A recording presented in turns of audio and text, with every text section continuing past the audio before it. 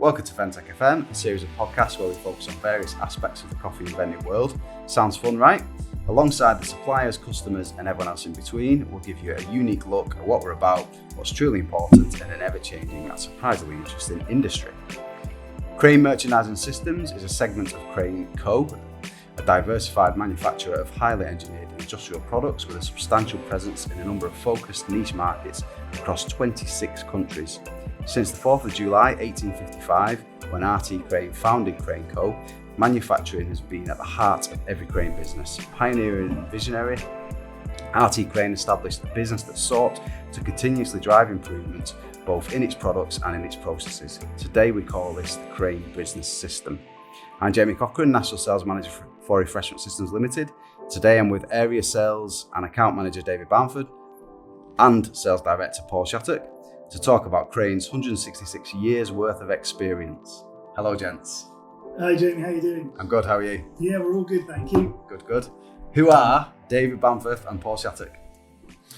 Okay, so I'm Paul Shattuck. I'm the Sales Director for Crane UK, and I've been at Crane for 10 years now and have 17 years experience in the industry, having previously worked for our competitor, N&W.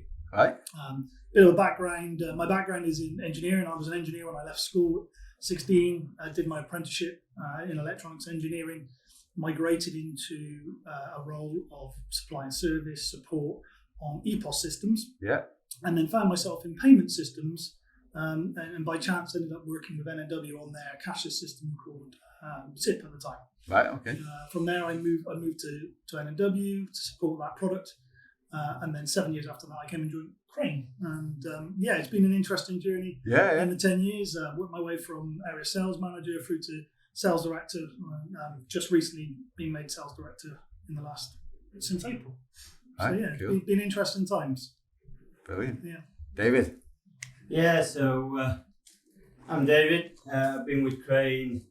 This is actually into my 21st year now, so So not long. Yeah, not long. Just celebrated my 20 years in September. Cool. But yeah, been in the vending industry since leaving college in summer '88. Right. So I actually joined a family-owned vending company who were doing food, vending, cleaning. Yeah. But I went to work for the vending company, cooking the food in the cook-chill system that actually went into Shoppertrons. Didn't even know what a Shoppertron was back then. Right. But, Yeah. I was cooking the food that went into there.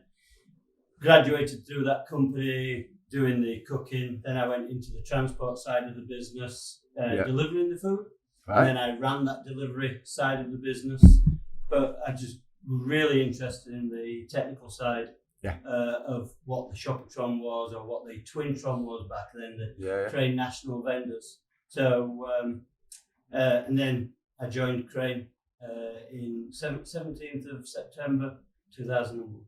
Wow. And then recently, so I did 20 years as a service engineer for Crane, and then recently got promoted, or some people say demoted into sales, or people keep calling it going over to the dark side. Yeah. So that was 1st of June. I started as a area sales manager, account manager for Northern England, all of Scotland and Ireland region. So yeah. Yeah, so definitely a step up into sales. Well, Always a step up in sales, right? it's hard work. No, I know. So who are Crane? Give us a bit of background. So I think you kind of touched on a few points in your opening piece. So Crane was formed back in 1855 by Richard Taylor Crane, and we really are a niche engineering company that and a highly diversified.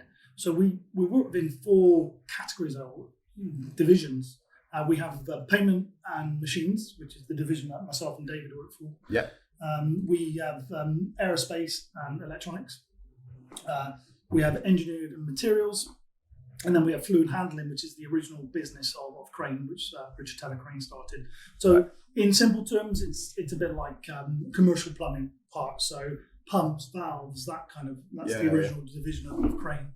I think Richard Taylor Crane found a niche in the market at the time. Was in the US where skyscrapers are starting to be built. There was opportunities to where buildings needed this plumbing, high engineered plumbing systems. And that's where that niche came about. And Crane really has followed that reputation all along. We were always involved in niche engineering solutions. So obviously now vending, but beyond vending, it's payment systems, unattended vending, unattended retail really is where the market is for the division that myself and David work in today. Yeah. It's a fascinating business and it's full of history. I mean, 166 years, I know. It's crazy, isn't it? It is a crazy time. And you know, and I strongly believe that Crane as a business is getting stronger year on year as well. We continue to grow our businesses. We continue to invest in our people, which is really important for myself. People like David, we invest in getting the best out of individuals, and that's something we're really strong at doing as a business. Is supporting our own. Yeah, brilliant. I kind of, my next question was, you've kind of answered it a little bit, but because I think it's crazy that the first vending machine was invented in 1883, which is mad to me. But then 30 years after Crane started. So what were Crane doing at the beginning? I know you've kind of touched on that a little bit, but I guess it's more like what were they doing and how did it come into kind of this side where we RSL deal with your vending machines day in, day out. We highly rate your kit, and obviously we use it for a reason.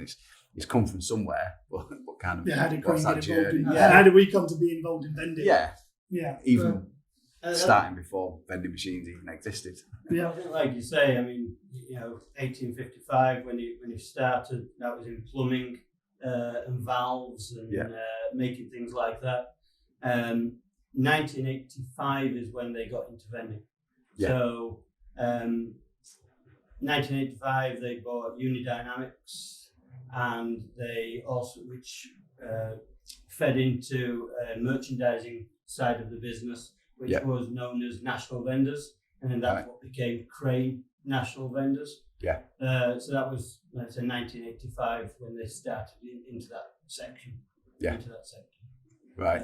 And then, that's, I was trying to look to see what the first Crane National Vendors machine was, and I can't find it. But my first experience of it, like I say, in the late 80s, was the NV2000, which was the National Vendors 2000 hot drinks machine.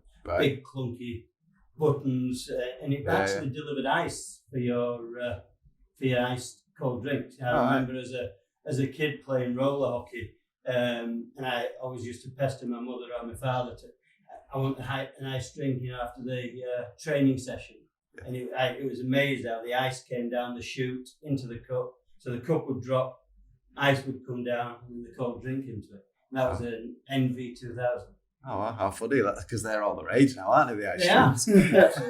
It's amazing how technology comes around. And I think if you look back through the history of Crane, there's lots of innovations that we've created, and probably at the time were just not right for the market. And then they've come on to become a niche innovation, which is now not suitable for what we do, but obviously suits other markets. The other thing that Crane are very big on doing, we obviously acquire businesses, and that's probably where you see Crane as it is today as a vending manufacturer. Acquired many manufacturers, but Stenterfield, which is the premises we're in today, was a coffee provider into the UK, and Crane brought them together and brought National Vendors and Stenterfield together. When was that, David? So that was 1999 into 2000. So Stenterfield was formed, I think it was 1991. And Stenterfield were a customer of Crane National Vendors. So they were buying the Crane National Vendors equipment, but then repackaging it a little bit. And the Crane National Vendors hot drinks machines at the time were big beasts of a machine. So it was like the hot drink centre, which was huge, which was great for the American market, but not so much for the European market. And Stenterfield had found that niche that they'd produce these smaller hot drinks machines, freestanding, and then they were mating them up to the Shoppertron and the Snack Centre range. So it was a good mix. Crane National Vendors were like, let's look at that business. So in the UK, Crane National Vendors was at Lytham St Anne's, so over in the northwest. All the machines were made in America and shipped in to Lytham St Anne's to the docks, and then distributed out across the country. So when they bought Stenterfield, we've got this massive manufacturing plant. So we actually closed the Lytham St Anne's depot down, and then came down here. And I think within the first 2 years of being down here, they doubled the size of this premises that we're at today. So really heavily invested into this business, into these premises, into the people down here, and into the existing manufacturing plant. And we can show you through the viewing windows of what we're doing out there. What's the key to Crane success? So for me, what really sums up Crane as a manufacturer is quality and reliability. We live and breathe it every day. It's the focus of all of Crane, not just our vending division, but all of our divisions. We have a huge focus on delivering quality, reliable products, which obviously then give a very good return on the investment from an operator like Refreshment Systems. I mean, that's the reason why you invest in our equipment, because it gives you longevity. Obviously, then you add on top of that innovation that Crane have brought to market over the years, and you have a very good product that is suitable for so many different markets. So public locations, business, B&I locations. It's got many different locations you can fit the machine in and deliver a very good product. There's also a switch of focus really in the last few years, in that the reality is what we're trying to do is deliver a machine which talks to the consumer. And maybe that's something which is different to vending 10, 15 years ago, where the consumer didn't really have a great experience when they went to the machine. It was all quite simple, really. They put their number in and they got their product and they walked away. But user interfaces are really important now. So how do we talk to that consumer? So is that through marketing information? Is that through the allergen information we provide them? It's really important that the consumer knows what they're buying before they put their money in the slot. And then Crane have been at the forefront of delivering some of that innovation, particularly on our media range, and moving towards touchscreen technology, which Crane are one of the first manufacturers to move to touchscreen technology on our machines. And screen size is something that obviously you guys have led that in terms of getting bigger screens so people can actually see what, because obviously in the old days with the tiny screens, even when screens came in, it was really hard to see what was going on. And there's a real balance between, big screens are really important, but consumers also want to see the product in the machine. They need that confidence to see what they're buying. So there is a real balance between the user interface giving them information, but also that consumer going, I can look in that glass window and I can see the product that I want to buy. And that's really, I think that's really important in today's world. We want to know what we're buying. We want to know that it's going to be delivered by the machine. We need to deliver confidence in consumers' activity when they're vending machines. Yeah, absolutely. And from our experience, glass fronted screens do drive sales, because when people can see a product, there's a higher chance of them buying something or buying an extra thing. So they might come for a snack, but they see a drink or they get told about a drink on the media screen. They also see the drink. They then end up buying both. Exactly. You buy with your eyes, don't you? Yeah, absolutely. Even from when I did catering, you don't look at a food product that's all messy and think, oh yeah, that looks great. So it's the same thing as a consumer. If you see a nice clean machine, nice product, all faced up nicely, then you're going to buy from that machine, even if it's at a higher price. I would go to a clean machine rather than something that looks a bit grubby and pay that bit more for it. I think we're all guilty of that when you go to your coffee shops and places. But like with the Bedmax machine and with the snacks machine, where you've got the space to sales setup. So I've done that on training courses before now, where if you've got a machine that looks empty, it feels empty, it doesn't feel appealing. But with space to sales and it's shopping from the selections, it actually faces the machine up and it still looks full and well represented. So that's certainly from the snacks and the Bedmax. But the other thing as well, talking about innovation, when we brought Sure Vending, Sure Vending I was just going to ask about that. Quite a few years ago now. I think that was around about 2003, might have been slightly before that. But sure then, because you see the classic thing with the snacks machine or a packet of crisps just hanging off the end, and then you always see it in Shaking movies or TV sets where the vending machine is there to be shaken, and it's like no, let's represent vending in a good light. Oh look, that's vending. So we put the 9 sensors in the delivery bin, so that if a product doesn't drop, the spirals will turn again.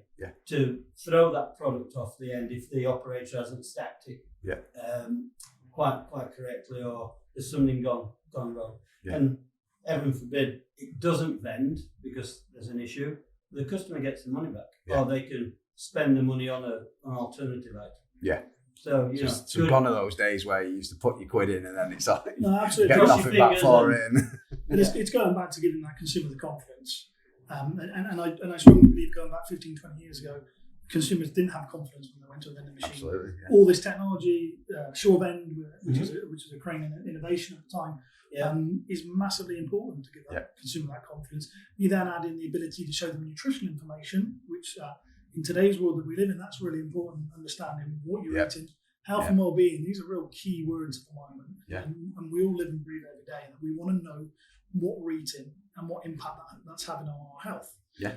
We also need to understand allergens. So for all those people that do have allergens, you don't want to buy a product unless you know what's in that product before you buy it. And the Crane range of machine allows us to present that information to the consumer in the purchasing workflow. So I think that's really important that consumers do get that confidence, as I've said. And obviously, I mean, there's a machine over there which we can't see that has more than just crisps, snacks and drinks in there now. It seems to be that vending can be used for anything. I mean, obviously you've got to look at Japan and China. They do put pretty much anything in there. And I think in our industry, obviously the last 12 months have been particularly difficult with the pandemic. 18 months probably more precisely. We've seen a huge increase in vending PPE products from the machines. So PPE, face masks. I mean, that's really had a big upturn. So the spiral vending machines are very versatile in terms of what you can deliver. And as you've touched on, you've got the ability to deliver face masks, bottles, food. It can vend pretty much most products, within reason. But distress items, it delivers. It's a retail shop. Absolutely. It's a retail shop, and that's how it should be viewed. And I think maybe that's one of the biggest differences in the industry is that the word vending is a bit of a bad word. We should be using unattended retail, or certainly be using retail more as a word because we're delivering products to consumers. Absolutely. If it can go in a spiral and it fits in the delivery bin, we can pretty much vend it. So we get inquiries quite a lot, and I've worked with Steve Wright at Refreshment Systems on a couple of projects with like the ambient food and the spirals. Now that doesn't fit between 4 spirals, it doesn't fit between 2 spirals, it's 3, which is then complex. So worked with Steve, did some work on the harnessing for the motors, and we could vend those products out. So if it'll go in a spiral, it'll vend. Paul was saying about masks and glasses and PPE stuff. We've done COVID tests through the machines at some airports around the United Kingdom as well, that are all branded up with that particular brand. But we've got a manufacturing plant in, it's called CPI Manchester, but it's actually in Oldham.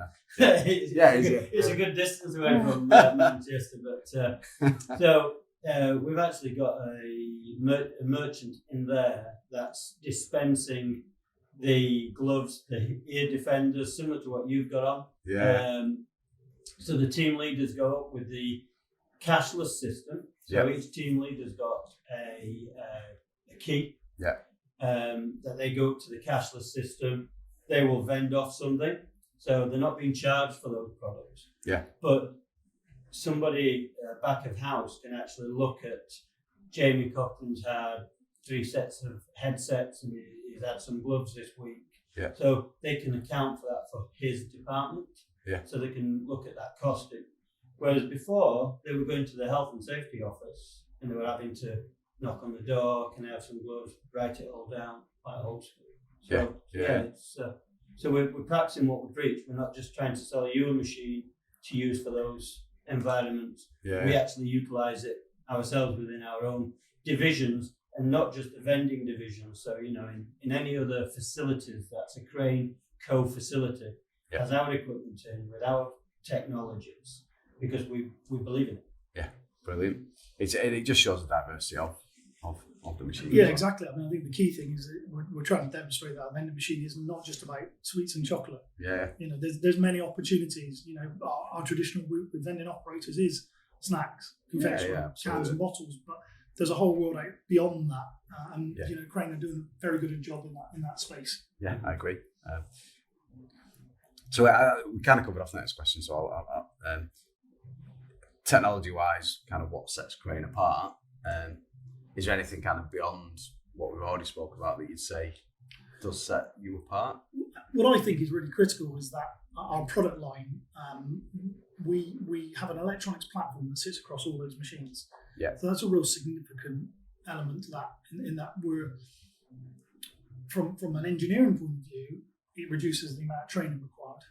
But it also allows us to develop on one platform and utilise the best of the capabilities across all our machine range. Right. So the electronics platform is absolutely critical.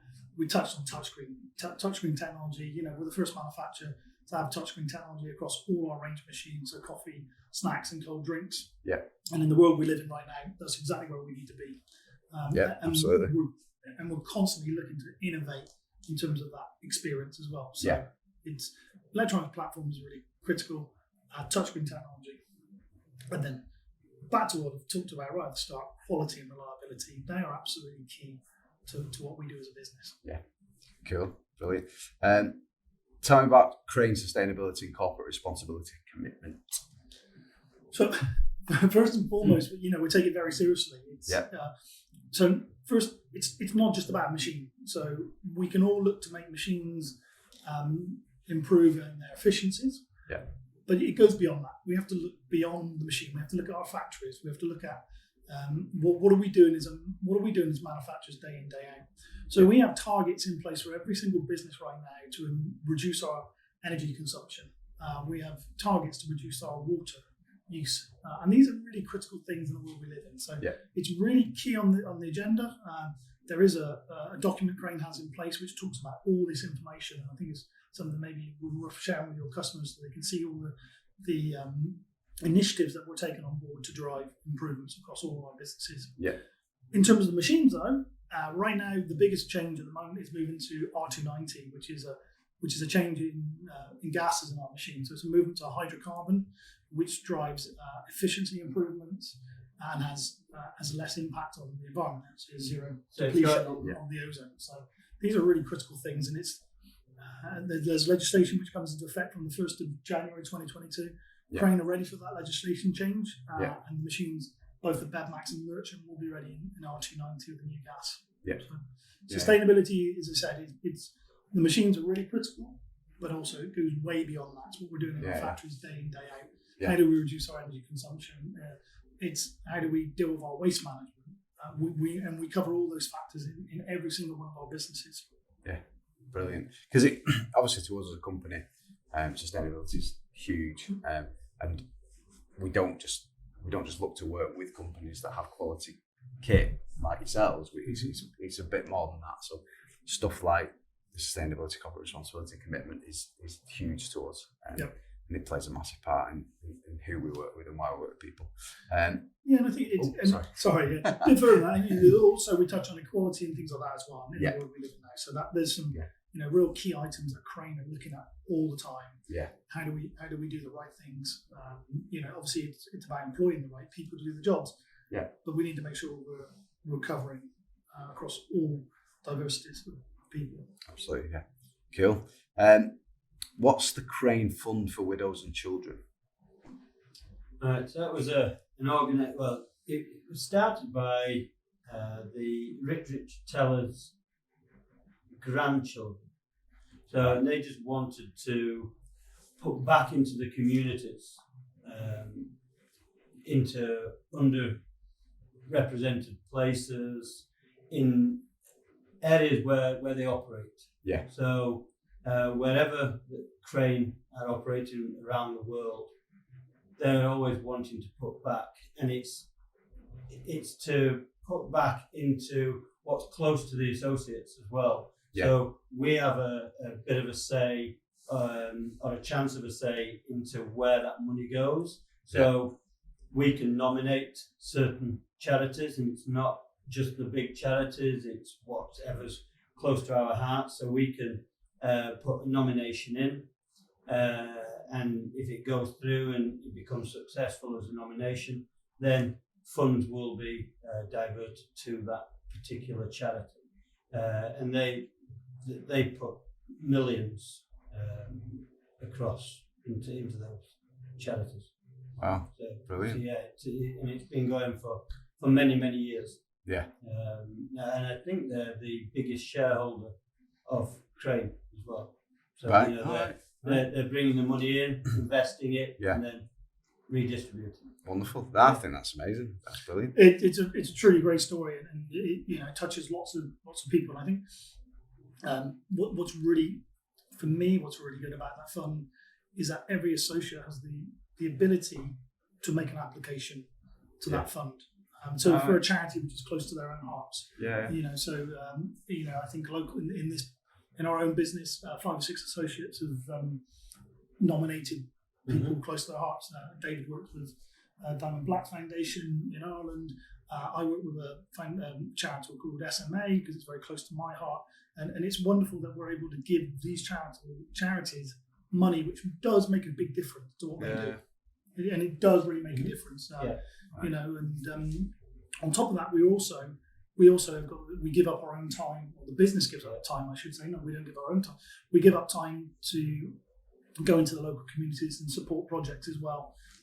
Crane are happy to give the local workforce the time to go and do these, I guess, initiatives again. It's probably the best way of doing supporting local charities. So go down in. So I think locally here, there's been some church organisations where the local church are needing the basement for some activities in the evenings, and for our mental well-being or anything like that, and they need the basement space, but they've asked put out into the community, is there anybody that can help with clearing the basement and taking the stuff away, taking it to the tip or distributing it around? And there's associates from the Chippenham factory floor that have been down there and given a day's labour to let's clear all this away. So that's been given a day off to go and do that. And Crane are fully behind you doing that sort of action. Yeah, this is driven by Crane Co. It's a directive to all associates to volunteer your own time, volunteer time into the local communities and make a difference. Yeah, coming together, it's great because you get to work with your colleagues to support local charities, and I think it's really important that we give up time to help others. We're all very fortunate. I think people that work within Crane, we're very fortunate. We work for a very good business. So to give up some of our time, a small amount of our time, to make a difference to someone else's life is really important. Yeah. Ace. I love that. Yeah. Brilliant. And what can we look forward to in 2022 with Crane or next year? I think Paul touched on it a little bit. So the new technology that's coming in, certainly right at the beginning of the year, is the new hydrocarbon refrigerant gas. I mean, it's not glamorous or anything like that. It's just a new refrigerant. So what about it? But when you talk about a ozone depletion number of less than 3, is what the R290 gas is, compared to numbers of in the thousands of what the old gases are. So that's what's coming in, certainly at the beginning of the year, and that's in the Bedmax and in the Merchant, which makes them more sustainable, better for the environment, and just keeps that reliability there as well. So it's doing what it should do, and in a environmentally friendly way. So that's one of the first things that's coming in at the beginning of the year. Yeah, so I think that's probably the biggest innovation in terms of something physical which is going to make a difference. Everything else will be, as touched on, it's been challenging times. So really, the next year is about sustaining equipment, delivering quality, delivering reliability, supporting our operators in the field. How can we provide more training? So there'll be a lot of work around those activities to make our operators better at what they do in the marketplace as well. First time fix rate, if we can improve the first time fix rate of RSL, that has a huge impact, not only on the environment, but on your customer. Yeah, absolutely. So, that's really important that we will continue to deliver on those promises and commitments to the market. A bit like yourself, investing in the equipment that we've got surrounding us today. We invested heavily in camera equipment and microphone equipment so that we could do online training, as in live streaming training, as what we would normally have done in classroom environments. So we've done that, and we've delivered some of that around the world. And we've also done some video content that can be uploaded and then downloaded by your technicians as well. So we're doing like the Crane University of sections. So I haven't seen one as to, I think they're about 15-minute long, little training sections. And that's based on what we've been talking to your technicians at RSL, and even that can be then put into sales training as well. So we can do, if you say we'd really like a training session on your allergens, or like with the hot drinks, so we've spoke about the Bev Maps and the Merchant. Our hot drinks, we've got the touch screen on there, which is like the coffee feel, but that's got nutritional information on. So that the salespeople need to know about, so that they can sell that into, why buy the Crane Coty above anything else, because of this technology and what's available. Cool. And just one last thing, just touch on Coty there, but we'll also continue to push Linné, our tabletop solution, into the market. That's a fairly new product to us, and we'll continue to really deliver that over the next 12 months and see if we can make an impact in the marketplace. Brilliant. Well, as you can see, Crane are a powerhouse in the coffee and vending world. They do genuinely, from my experience and from my knowledge of the market, they provide some of the best equipment out there. If you've used the vending machine, there's a probability it was a Crane. They do use quality and are ultra reliable, which is why we use so many of the machines, because we know we're not going to have any issues, we're not going to have any problems with them. And it's good to see a company that's so steeped in history, but also has used that history and experience to develop some of the technology that we see and deal with today. It's great. Thanks for your time today, guys. It's a pleasure as always. Thank you, Jamie. Thank you. Appreciate it. Thanks a lot. This podcast has been brought to you by Refreshment Systems Limited, edited by Isaac Runyo and Evan Church, produced by Steve May, host Jamie Cochran, with special thanks to David Bamford, Paul Shattuck and Crane Merchandising Systems.